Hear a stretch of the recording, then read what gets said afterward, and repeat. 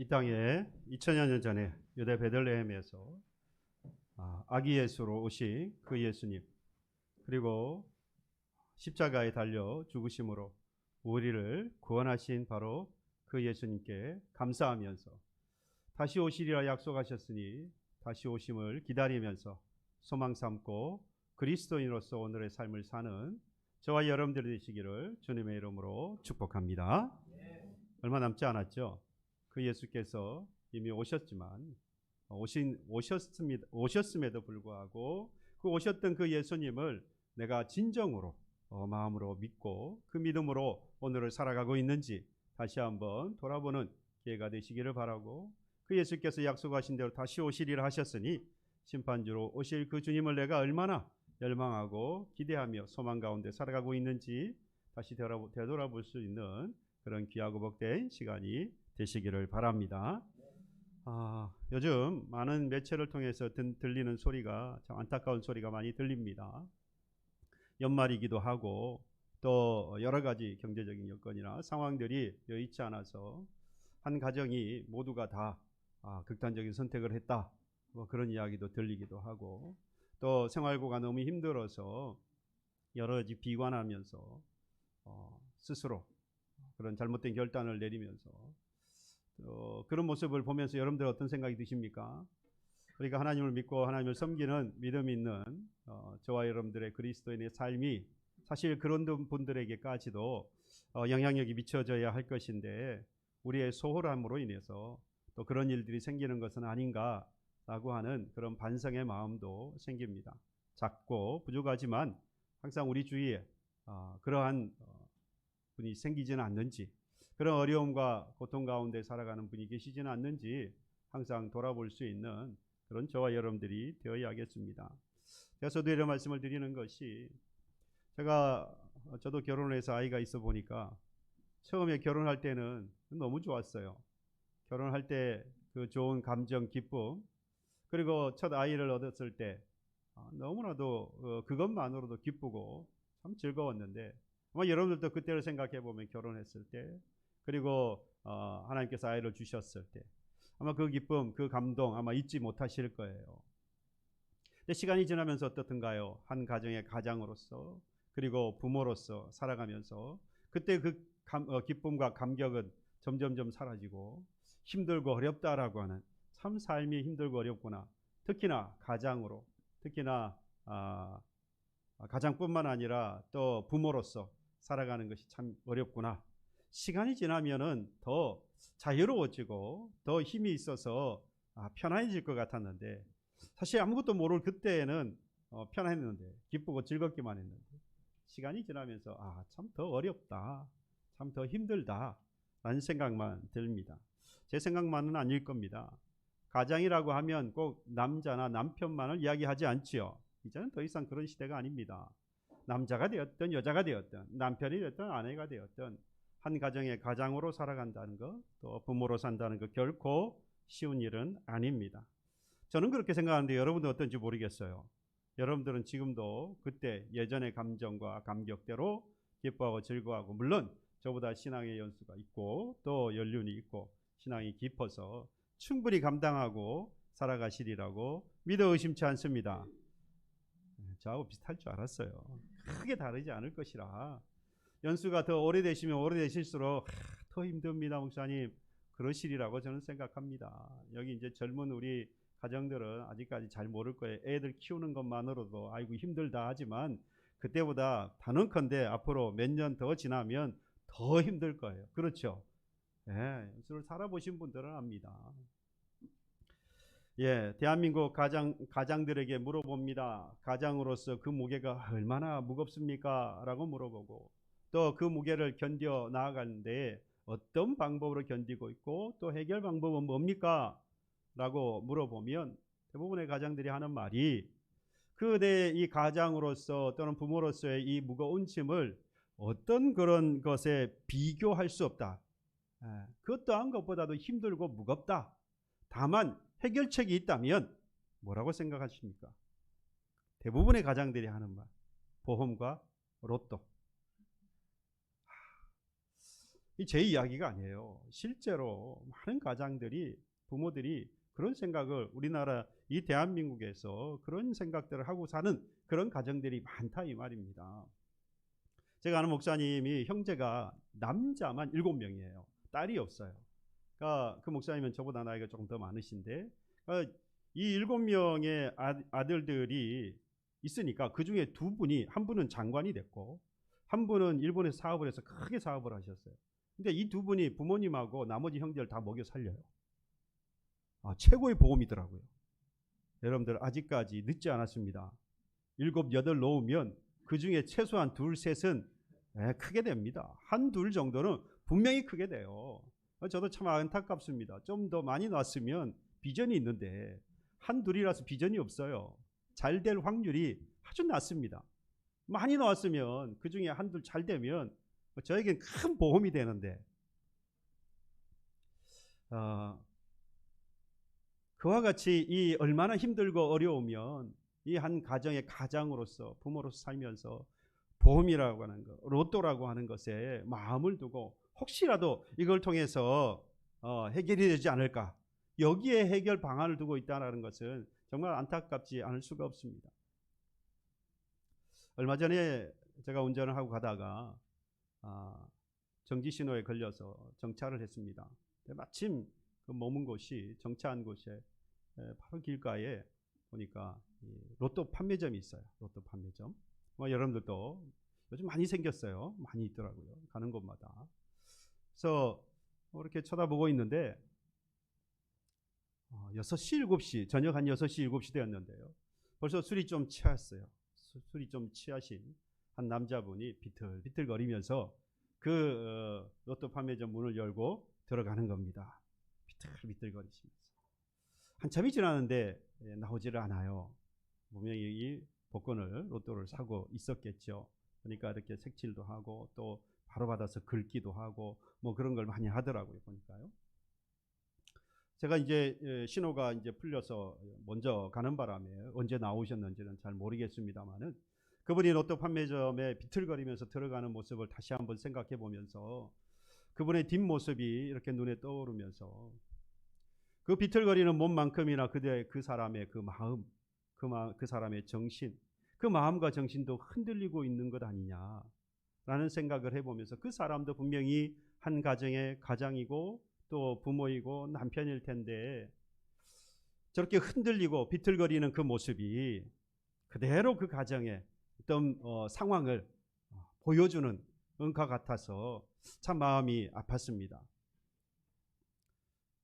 저도 로또를 산 적이 있어요. 로또를 사서, 오래전 이야기입니다만 로또를 사서 지갑에 넣었습니다. 당시에 1,000원인가 했던 것 같아요. 그래서 그걸 사서 일주일 동안 기다렸습니다. 토요일에 추첨을 하더라고요. 그래서 일주일 동안 그걸 지갑에 넣어놓고 뭐 했겠습니까? 간절히 소망하고 있었습니다. 이게 잘 되면, 이게 당첨이 되면 내가 어떻게 할까? 정말로 그런 기대를 했어요. 상상을 했습니다. 이걸 가지고 이것도 하고 저것도 하고, 이게 당첨이 되면 이것도 안 됐던 것도 또 어떻게 해보고, 별의별 생각을 다 해봤어요. 나중에 이 상상이 공상이 돼서 이 얼마나 깊은, 이 뭐 말할 수 없는 이 상상의 나래를 마음껏 펼치고 있었습니다. 어떻게 됐겠습니까? 예, 말씀 안 드려도 잘 알고 계시네. 제가 만약에 당첨이 됐으면 이 자리에 왜 없겠다고 생각하십니까?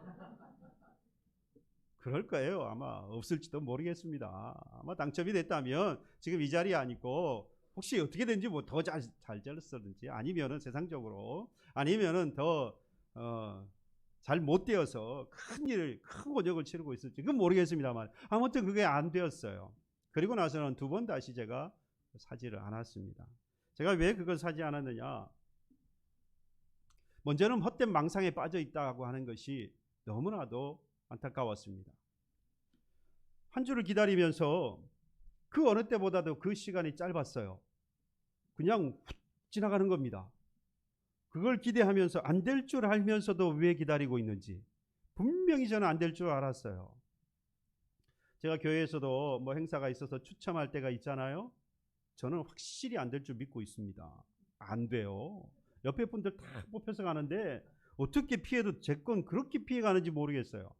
기대를 확실하게 저버리게 만듭니다. 그러니 뭐 다른 것도 말할 게 없죠. 그럼에도 불구하고 기대하는 거예요. 그리고 한 주간을 지나는 거 얼마나 빨리 지나가는지, 이 헛된 생각을 가지고 망상해져서 그 시간을 지난다고 하는 것이, 이것이 성도로서 아니구나. 또 한 가지는 주일을 기다리는 마음보다 그거 기다리는 마음이 더 기대가 되고 소망이 있더라 이 말이에요. 여러분들은 어떻습니까? 예. 너무나 그 마음이 안타깝고 이건 성도로서 할 일이 아니다. 두 번 다시 그래서 사지 않았어요. 어떤 분은 그러더라고요. 이 로또 수익금 가지고 어려운 이웃들을 전액 돕기 때문에 괜찮다. 생각해 보면 그건 판매하는 사람들 이야기고, 사는 우리들의 입장에서는 여러분 기부하려고 삽니까? 에이, 그럴 리가요. 당첨되려고 사는 거지. 기부하려면 그냥 하시면 되지. 뭐 굳이 그걸 사겠어요. 아무튼 이렇게 한 가정의 가장이 된다는 것, 얼마나 힘들고 얼마나 그 무게가 무거우면 이 일확천금을 기대해 보면서 이것으로라도 한번 벗어나 보겠다. 다른 방법이 없으니까, 다른 해결책이 안 보이니까 이렇게 해서라도 한번 벗어나 볼 수 없을까라고 하는 막연한 기대, 망상을 가지고 이 일을 나간다, 이렇게 살아간다. 정말 어려운 세상이구나, 정말 힘들게 살고 있구나 라고 하는 생각이 듭니다. 특히나 한 가정의 가장이라는 것, 또 남편으로 살아간다는 것, 부모로 살아간다는 것, 여러분 이것도 이렇게 힘든데 한 나라의 지도자가 되었다? 얼마나 힘들겠습니까? 오늘 본문에 나오는 여호수아가 바로 그런 상황을 만나고 있습니다. 저와 여러분들의 손으로 뽑았던 대통령이나 국회의원이나 또는 뭐 많은 지자체 단체장들이 있지 않습니까? 여러분들 어떻습니까? 뭔가 기대를 하고 뽑았잖아요. 그런데 항상 우리는 그 사람들을 향하여서 손가락질을 하고 있고 그 사람들을 욕하고 있습니다. 우리가 뽑았는데, 내가 뽑아놓고도 그 사람들 잘못한다고 욕을 합니다. 그 사람들이 꼭 그러려고 하는 것 같지는 않은데도 불구하고 그렇게 욕을 먹는 걸 보면 정말 그런 자리들은 책임을 지고 해 나아가야 하는 그런 자리들은 참 쉽지 않다라는 생각이 듭니다. 바로 이 여호수아가 그런 상황을 만났습니다. 오늘 본문의 이 여호수아는 오늘 1절에 보면 이렇게 시작을 하고 있어요. 왜 여호수아가 다른 어떤 사람들보다, 우리보다도 더 어려운 상황을 만났느냐? 단순하게 이 이스라엘 전체 많은 사람들을 이끌고 가야 하기 때문에, 민족을 이끌고 가야 하기 때문에가 아니라, 물론 그것도 힘든 일이지만 오늘 1절에 보면 처음 시작을 이렇게 해요. 여호수아서가 시작되면서 여호와의 종 모세가 뭐 했습니까? 죽은 후에, 그러니까 여호수아의 하나님의 종이었던 이 모세가 죽고 난 이후에 이제 여호수아가 그 대를 이어서 민족의 지도자가 되어지는데, 이 모세가 어떤 인물입니까? 하나님께서 그를 부르셔서 이스라엘 백성들의 애굽에서 종살던 그들을 하나님께서 이 모세를 통해서 인도해 내셨어요. 그의 손에 지팡이 하나 들려주고 말이죠. 하나님의 말씀에 능력이 있어서 그의 입을 하나님의 말씀의 대언자가 되어서 그의 손에 든 지팡이 하나 가지고 이스라엘 백성들을 애굽으로부터 나와서 가나안에까지 이르게 한 사람, 바로 그 사람이 모세입니다.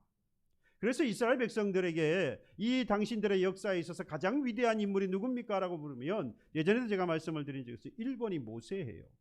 2번이 다윗이고 3번이 엘리야 정도 됩니다.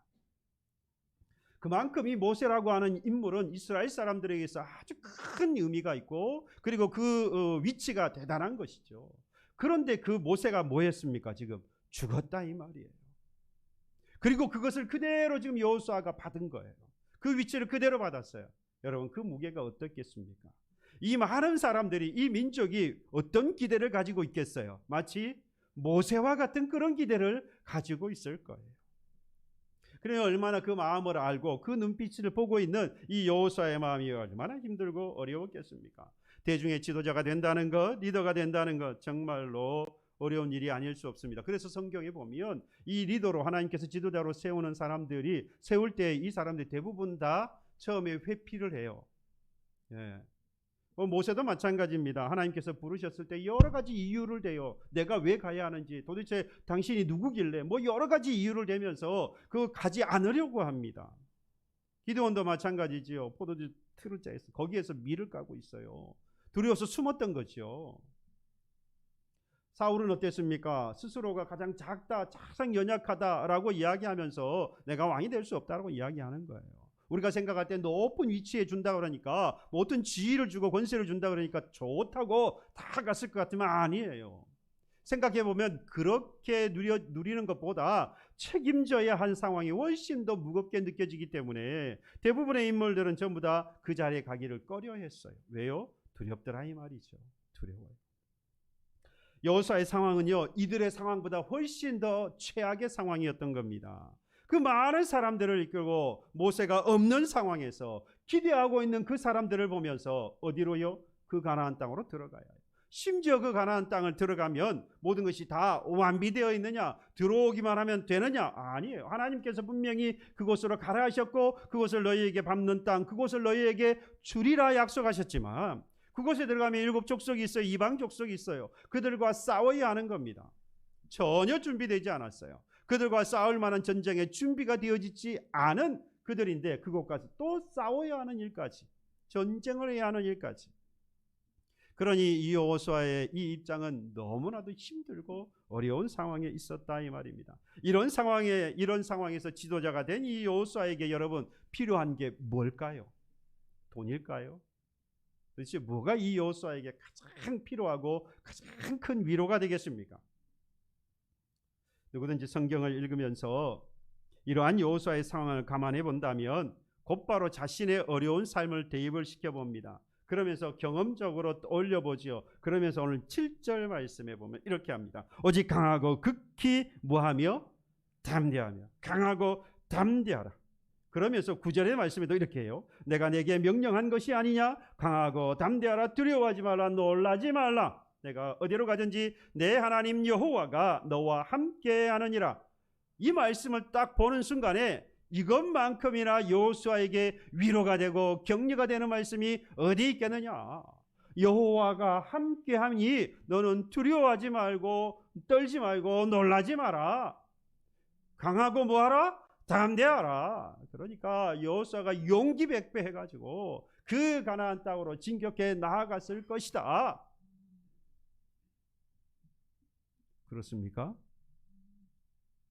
저도 아멘인데요. 아멘 맞습니다. 그렇습니다. 그건 맞는데요. 그게 사실인데요. 문제는 하나님께서 그 요구를 하고 계시는가를 본다면 아니에요.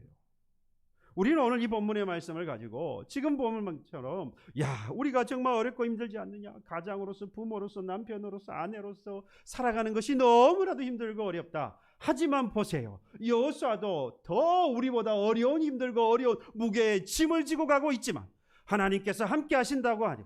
두려워 떨지 말고 놀라지 말라고 하시면서 강하고 담대하라고 말씀하지 않습니까? 할렐루야, 아멘 하고 우리가 힘을 얻잖아요. 맞습니다. 분명히 하나님은 함께 하셔서 우리가 놀라거나 두려워할 이유가 없습니다. 그리고 우리 힘을 내고 강하고 담대하게 나아가면 되는 것입니다. 한데 여러분, 오늘 본문이 과연 그 말씀을 하느냐? 우리가 먼저 정리를 해볼 게 있어요. 우리가 먼저 이 여호수아에게 하나님께서 무엇을 적이라고 말씀하고 있는지를 볼 필요가 있습니다. 여러분, 오늘 본문에서 보면 여호수아가 강하고 담대해야 할 상대하는 적이 누구죠? 우리는 그냥 탁 떠오르기를 누구 생각합니까? 가나안 땅에 있는 이방 7 족속들. 왜? 가서 싸워야 되니까. 이들과 싸우려고 하니까 너무 힘들고 두렵잖아요. 준비도 안 돼 있으니까. 그러니까 하나님께서 뭐라고 말씀하신다는 거예요? 내가 너와 함께한다. 그러니까 놀라지도 떨지도 두려워하지도 말아라. 강하고 담대하라. 반드시 뭐 할 것이라? 이길 것이라 라고 생각을 하고, 당연히 지금 여호수아의 적은 누구로? 강하고 네가 담대해야 할 이유는 무엇으로? 가나안에 이방 적이 있으니까. 그걸 마치 적이라고 딱 단정을 지어놓고 성경을 보니까 거기서 끝나버렸어요. 그 말씀이 틀린 건 아니에요. 하나님이 함께 하시면 우리는 두려워하고 놀랄 일이 없어요. 이 믿음이 있으면 우리는 강하고 담대하게 살아갈 수 있을 거예요. 그런데 오늘 하나님께서 강하고 담대하라는 것이 그 이방 족속들에 상대하여서 너희들로 하여금 강하고 담대하라, 여호수아와 그 이스라엘 백성들로 하여금 강하고 담대하라 말씀하신 것이냐? 죄송하지만 아닙니다. 두렵고 떨릴 만한 어렵고 힘든 상황에 처해 있었던 바로 이 여호수아와 이스라엘 백성들, 이들에게 하나님은요 오직 강하고 극히 담대하라 말씀하십니다. 분명히 말씀하세요. 그리고 우리에게도 이 어려운 역경과 환경 속에서도 하나님이 함께 하시니 우리에게도 여호수아와 이스라엘 백성들에게 말씀하신 것처럼 오늘 극히 강하고 담대하라고 말씀하시는 것이 분명합니다. 그런데 이 수많은 어려운 일과 두렵고 떨리는 이 상황 가운데 있음에도 불구하고 하나님은 그 적이 누구인지를 오늘 본문에서는 명확하게 명시하지 않고 있어요. 오늘 본문은 오히려 여호수아서 1장을 우리가 가만히 읽다 보면 오직 강하고 극히 담대하라 하시는 말씀, 그 대상이 우리가 생각하는 것과 전혀 다르다는 것을 알 수 있습니다. 의아하게도 하나님께서 말씀을 드린 대로 마음을 강하게 하라고 할 때에 그 눈앞에 펼쳐져 있는 그 적들에 대하여서는 전혀 언급이 없다는 것. 만약에 그 적들이 있었다고 하면 하나님께서 분명히 명시하셨을 거예요. 그리고 그에 대한 대안과 방법을 제시해 줬을 거예요. 예, 지금 이 너희들이 가나안이 너희들이 적이다. 그러니 이들과 싸우기 위해서는 비록 너희들이 준비가 되어 있지 아니하지만 이와 같이 이러이러하게 그 적들을 상대할 만한 그런 군사력을 준비를 하고, 아무리 저들이 기골이 장대한 장수라고 할지라도, 저들이 가지고 있는 창검이 무섭다 할지라도 강하고 담대해라, 내가 이러이러하게 해줄 것이니 라고 하는 방법, 이러한 제안들이 있었을 거라 이 말이에요. 근데 하나님은 전혀 그런 말이 없습니다. 적들에 대한 언급이 전혀 없어요. 여러분, 우리 성경을 읽을 때요, 우리의 편견과 선입견을 반드시 벗어나야 합니다. 제가 학교를 다닐 때, 신학교 다닐 때 보니까 이 해석학을 가르치시는 목사님들이, 교수님들이 하시는 말씀이 항상 그래요. 지금 네가 가지고 있는 그 성경에 대한 이해, 지금 생각하고 있는 그 성경을 딱 보는 순간에 네가 알고 있었던 그 모든 것들을 버려야 한다. 이미 가지고 있었던 지식을 버리고 이 텍스트, 이 본문을 그대로 다시 정독을 하고 이 말씀 그대로를 다시 묵상해야 한다. 그렇지 않으면 하나님이 하시는 말씀을 제대로 볼 수 없다라는 이야기예요. 다 이제 신학생들이고 앞으로 목회를 다 할 사람들이기 때문에 성경적인 지식을 많이들 갖고 있다 이 말이죠. 그러니까 성경 이렇게 보면 이 말씀은 그 보통 처음만 딱 보면 이 말씀은 이런 말씀이지 하고 그냥 다 끝나버리고, 여러분들도 그럴 거예요. 많은 말씀을 읽었고 많은 말씀을 들었기 때문에 오늘 이 말씀을 보면서도 쉽게 이 말씀은 이런 거야 라고 하는 이미 답을 가지고 계신다는 거죠. 그것이 맞다면 다행이겠습니다만은 우리가 많은 부분에 있어서 나의 그 알고 있었던 그 생각이 편견과 선입견이 되어져서 하나님이 하시려고 하시는 정확한 말씀을 이해하지 못하고 받지 못할 때가 너무나도 많더라는 겁니다. 그렇다고 해서 하나님의 말씀을 의심하라는 말은 아니에요. 질문, 의문을 갖는 것과 의심은 완전히 다른 겁니다. 믿음을 가지면 의심할 게 없어요. 성경에 있는 모든 말씀을 뭐합니까? 믿게 되어져 있어요. 믿는 말씀 가운데에서 내가 제대로 이해하고 하나님의 말씀, 하나님의 뜻을 갖고 있는지는 뭐 해야 합니까? 끊임없이 질문해야 하는 거예요. 하나님께 끊임없이 물어야 하는 겁니다. 저도 하나님 앞에 말씀을 묵상하면서 끊임없이 묻습니다. 그리고 그 말씀을 가지고 계속해서 묵상하면서 기도할 때마다 그 말씀을 다시 한번 새깁니다. 그래서 제가 새벽에 기도하다 보면 중간에 확 들어가 버릴 때가 있어요. 기도하다 말고. 왜냐하면 그때 가지고 있었던 그 하나님의 말씀에 대한 질문들이 답이 떠오를 때가 너무 많아요. 저를 이상하게 보지 마세요.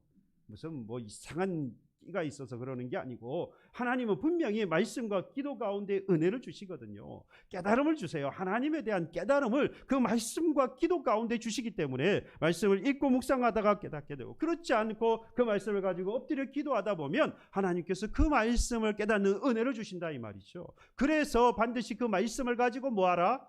기도하라고 하는 거예요. 그러면 하나님께서 그 말씀의 의미가 뭐고 또 그 말씀을 깨닫는 대로 살아갈 힘도 기도 가운데 주시는 것이죠. 저는 그래서 기도하다 보면 불이 났게 돼요. 왜? 그때를 놓쳐버리면 또 까먹어요. 이렇게 우둔합니다. 그걸 못 참고 잊어버려요. 기도해 주셔야 돼요. 한번 기억나면 안 잊어버리도록. 그래야 제가 여러분들에게 제대로 말씀을 전해드리지 않겠습니까? 제가 여러분들에게 말씀을 제대로 전하지 못하는 건 여러분들이 저를 위해서 기도하지 않았기 때문에. 다 여러분들 잘못이에요. 여러분들이 하나님 말씀대로 살아가지 못하고 힘들고 어려운 건 다 제 책임이에요. 여러분들을 위해서 간절하게 목숨을 내놓고 기도하지 않았기 때문이에요. 목사와 성도의 관계가 그런 관계, 영적으로 기도하면서 교제를 나누는 관계거든요. 서로에 의해서 영적인 책임이 있는 관계예요. 그런 마음으로 저는 신앙생활을 하고 지금 목회를 하고 있는 겁니다.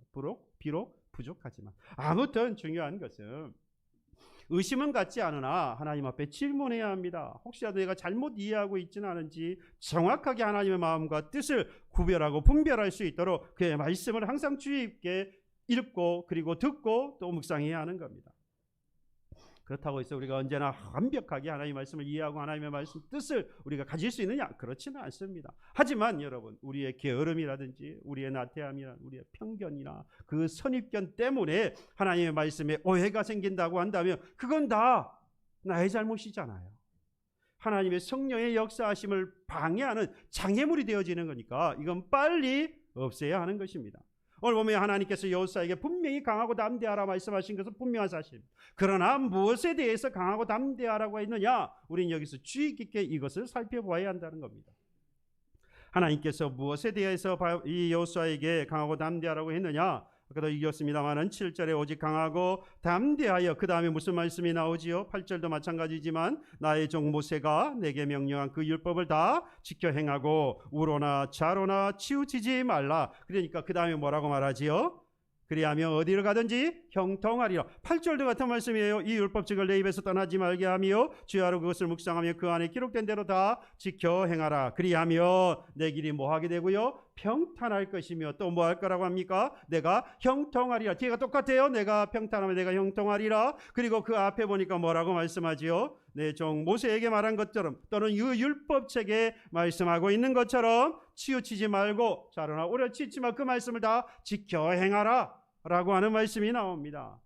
이에 대하여서 뭐 하라고 말씀하는 거예요? 강하고 담대하라 라고 말씀하고 있는 겁니다. 다 지켜 행하는 데 있어서 하나님께서 모세에게 주셨던 그 율법의 말씀을 다 지켜 행함에 있어서 강하고 담대하라. 말씀을 지켜 행하는 데 있어서 두려워하거나 떨지 마라, 머뭇거리지 마라, 지체하지 말라. 뭐하라? 강하고 담대하라. 오직 하나님은 여호수아에게 하나님의 율법을 지켜 행함에 있어 두려워하거나 머뭇거리거나 또는 피하지 말라라고 말씀을 하고 있는 겁니다. 하나님이 지금 여호수아에게 강하고 담대해야 할 대상으로 뭘 지금 주신 거지요? 하나님의 말씀, 곧 율법을 주고 있는 겁니다.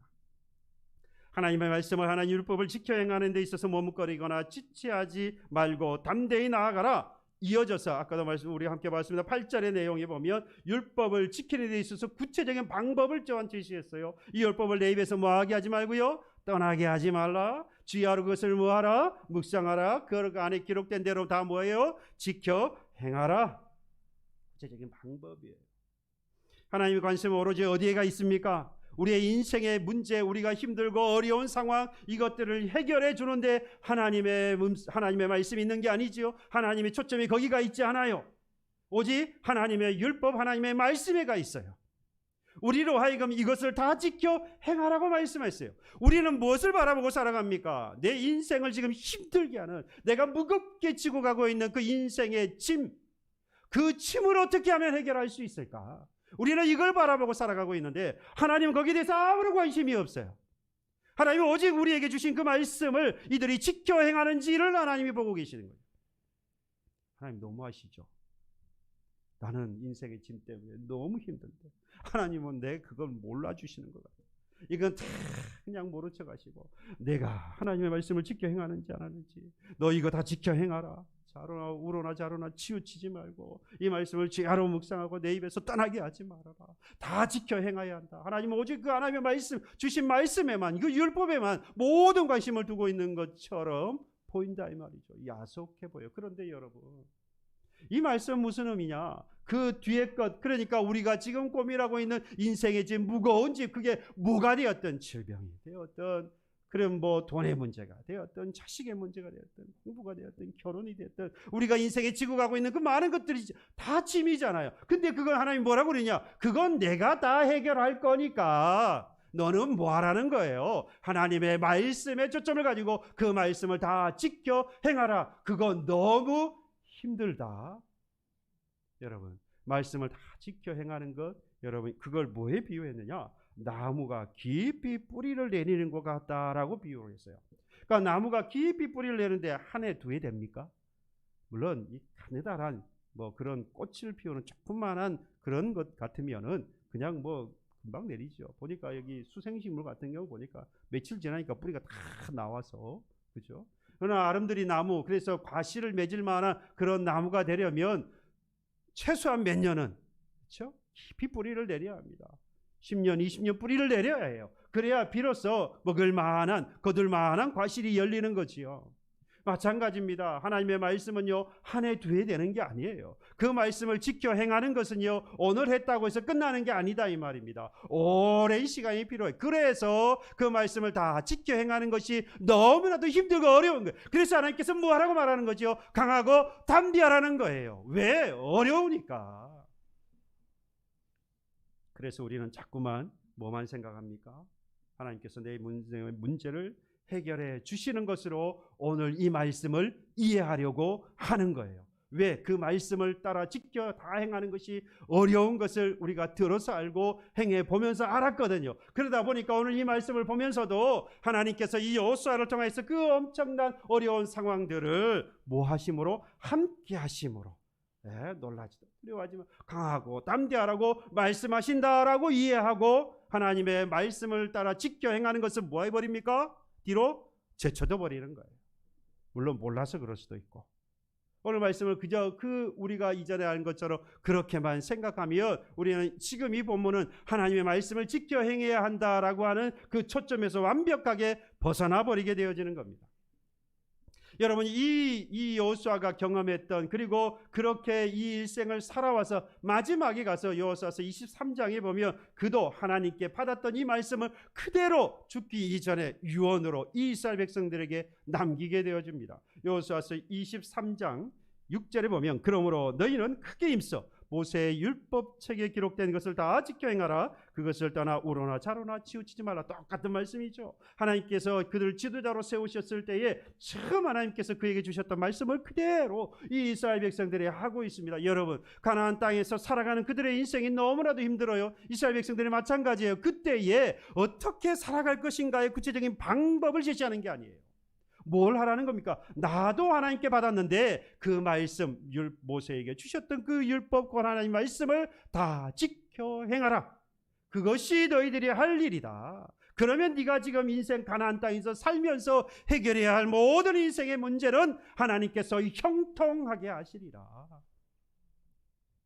여호수아서 24장 15절에도 이 여호수아가 마지막 그의 백성들을 고백한 이후에 스스로의 믿음의 결단을 내어놓습니다. 만일 여호와를 섬기는 것이 너희에게 좋게 보이지 아니하거든 너희 열조가 강 저편에 섬기던 신이든지, 그렇죠? 그 다음에 혹 너희의 거하던 땅 아모리 사람의 신이든지 너희 섬길 자를 오늘 택하라. 오늘 나와 내 집은 누구를 섬기기로요? 여호와를 섬기겠노라. 여러분, 이 상황과 아주 흡사한 내용이 열왕기상 2장에 보면 나옵니다. 열왕기상 2장에 보면 이 다윗 왕이 그의 아들이었던 솔로몬 왕을 왕으로 세우면서 그 솔로몬에게 당부하는 내용이에요. 그러니까 이 다윗이 이제 죽을 때가 되었어요. 그래서 열왕기상 2장 1절로 4절의 말씀을 요약하면 이렇습니다. 다윗이 죽을 때가 임박했다라고 하면서 그의 아들 솔로몬에게 말하기를 너는 힘써 대장부가 되고 라고 말하면서 여호와의 명령을 지키라. 그리하면 여호와의 명령을 지켜 그 길을 행하고 법률과 계명과 율례와 증거를 모세의 율법에 기록된 대로 지키라. 여러분, 여기 아주 중요한 말씀이 있어요. 이미 이들에게는 뭐가 있느냐? 법률과 계명과 율례와 증거들이 많이 가지고 있는 겁니다. 그런데 그거 다 놔두고 모세가 너희들에게 하나님께서 모세를 통해서 주셨던 그 율법을 다 지켜 행하라. 여러분, 이건 다른 말씀이에요. 그러니까 지금 내가 경험하여서 쌓아왔던 모든 율법들이 있는 거예요. 우리는요, 살다 보면 내가 가진 신앙이 있어요. 내가 가지게 되는 법이 있어요. 우리는 그걸 지키면서 내 신앙이 좋다는 말하고 신앙생활을 잘하고 있다고 말해요. 여러분, 사람은 이기적이었어요. 자기가 원하고 자기가 바라는 대로 살고 싶어 해요. 그래서 하나님의 말씀이 있음에도 불구하고 내가 원하는 대로 뭐해요? 바꿔요. 해석해요. 그래서 오늘 제가 여러분들에게 같은 말씀을 드림에도 불구하고 오늘 들으시면서 내가 원하는 대로 듣기를 원해요. 이게 참 사람의 마음이요, 이렇게 간사합니다. 그래서 하나님 이 다윗 왕이 그의 아들 솔로몬에게 하는 말이 그래요. 지금까지 이 나라의 많은 법례와 규례의 많은 것들을 가지고 있는데, 법률을 가지고 이거 다 놔두고 오직 모세에게 하나님께서 주셨던 바로 그 법, 그 율법을 지켜 행하라. 다 지켜 행하라.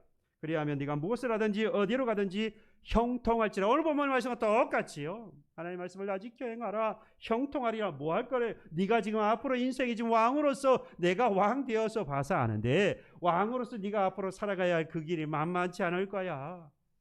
그때에 네가 해야 할 일이 뭔지 아느냐? 모세를 통해 하나님 주신 그 율법을 지켜 행하라. 그러면 네가 지금 힘들어하고 앞으로 감당해야 할 그 무거운 모든 짐들은 뭐 하리라? 하나님이 형통하게 하리라.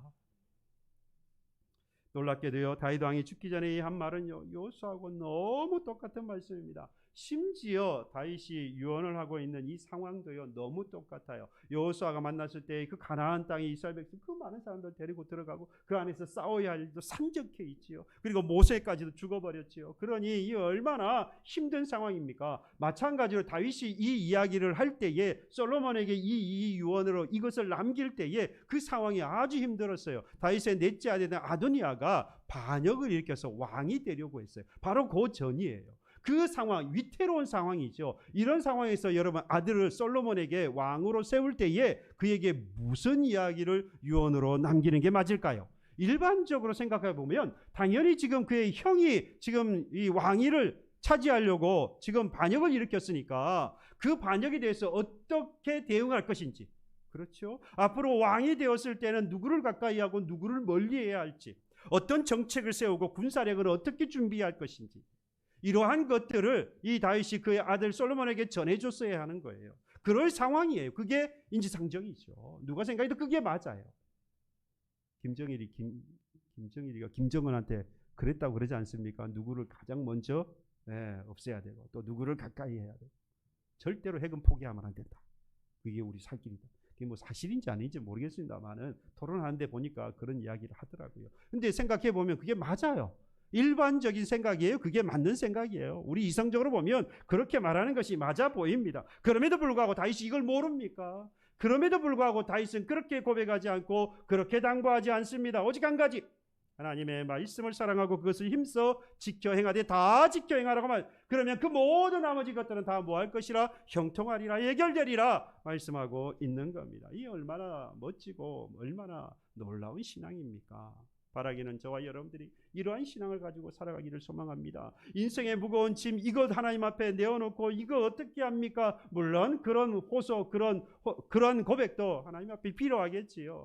자신만만한 것처럼, 내가 다 할 수 있는 것처럼 그렇게 살아가라는 말씀이 아닙니다. 그런 무거운 인생 짐 하나님 앞에 내려놓고 그저 끙끙 앓는 것보다는 이건 이미 하나님께서 다 해결해 주시니, 나로 하여금 형통하게 하고 평탄케 하시니, 나는 무엇을 가지고요? 하나님의 말씀하시고 있는 그 하나님의 말씀을 다 지켜 행하는 데 있어서 두려워하거나 떨지 아니하고 강하고 담대하게 나아가리라. 하나님 성령을 통하여 이걸 감당하도록 도와주시옵소서.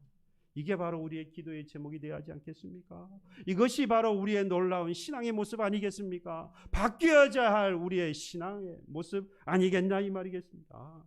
여러분, 그러한 우리의 모든 것들을 다 버리고 오직 하나님의 말씀을 지켜 행하는 일에 극히 담대한 저와 여러분들이 되기를 소망합니다.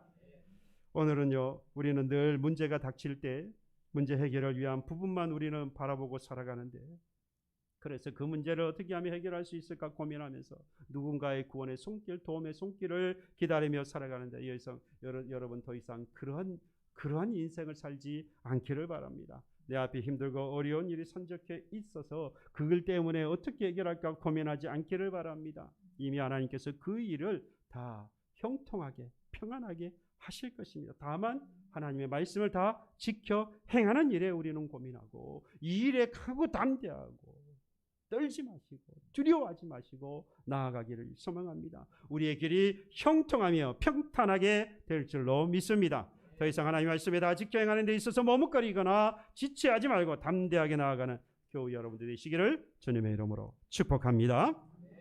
찬양합시다. 하나님은 우리를 지키시는 분이십니다. 하나님께서